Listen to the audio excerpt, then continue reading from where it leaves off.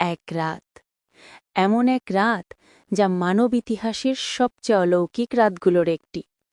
রসুলুল্লাহ সাল্লাল্লাহু আলাইহি ওয়াসাল্লামকে আল্লাহ তাআলা পৃথিবী থেকে আসমানে ভ্রমণের সুযোগ দেন।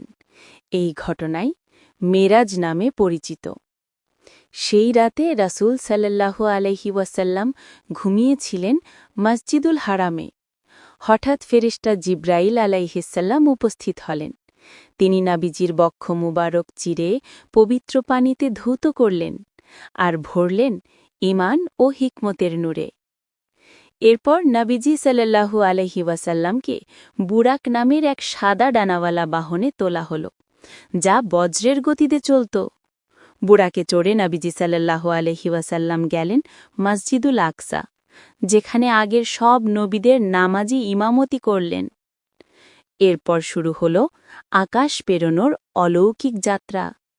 প্রথম আকাশে আদম আলাইহিসসালাম, দ্বিতীয় আকাশে ইয়াহিয়া আলাইহিসসালাম ও ঈসা আলাইহিসসালাম, তৃতীয় আকাশে ইউসুস আলাইহিসসালাম, চতুর্থে ইদ্রিস আলাইহিসসালাম, পঞ্চমে হারুন আলাইহিসসালাম, ষষ্ঠে মূসা আলাইহিসসালাম আর সপ্তম আকাশে ইব্রাহিম আলাইহিসসালামের সাথে সাক্ষাৎ করেন।